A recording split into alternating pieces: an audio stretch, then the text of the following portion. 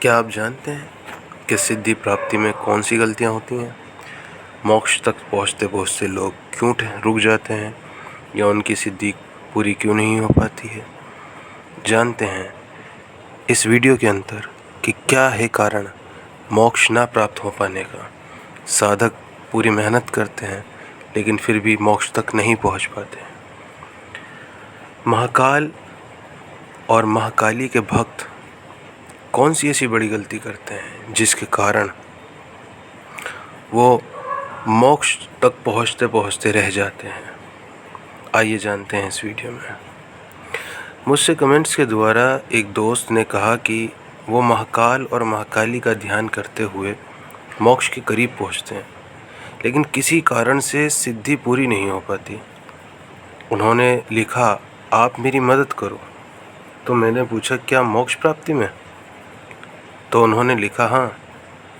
मैंने उनके कमेंट से उनकी एक साधारण सी गलती को जान लिया था जो कि मोक्ष के बिंदु पर पहुंचने से पहले सभी साधकों को उस गलती का सामना करना पड़ता है।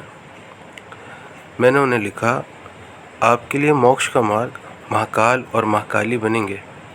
याद रहे, महाकाल और महाकाली एक ही शक्ति के पृथक रूप हैं। जब हम सनातन बिंदु की ओर चलते हैं तो सभी शक्तियाँ अपने पूर्व रूप की ओर जाती हैं, यानी महाकाल और महाकाली एक ही शक्ति हो जाते हैं और इस बिंदु पर वह अपनी साकार संरचना को छोड़ देते हैं और अदृश्य निराकार संरचना का रूप लेते हैं, यानी ज्योत का वह भाग जो अदृश्य होता है। जैसे कि मोमबत्ती की ज्योत का वह भाग जहाँ से मोमबत्ती की ज्योत जलनी शुरू होती है, अदृश्य होती है। इसी प्रकार संसार को उज्ज्वलित करने वाले परमेश्वर की ज्योत अदृश्य होती है, निराकार होती है। आपको साकार से निराकार की ओर बढ़ना है। अगर आपको मोक्ष के रास्ते में शक्ति का साकार संरचना वाला रूप दिखे तो याद रखना, वो माया का भ्रम है जो आपको अपने जाल में फंसाना चाहती है और मोक्ष से रोकना चाहती है।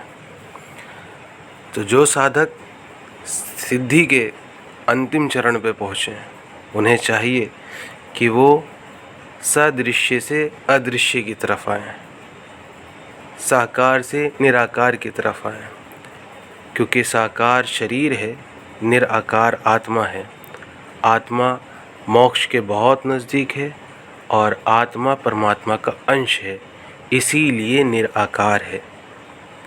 तो जो साधक सिद्धि पूरी करना चाहते हैं तो उनको चाहिए कि ये बात ज़रूर समझें और ज़रूर ध्यान रखें कि साकार संरचना वाला शक्ति का रूप माया का जाल है, माया का भ्रम है।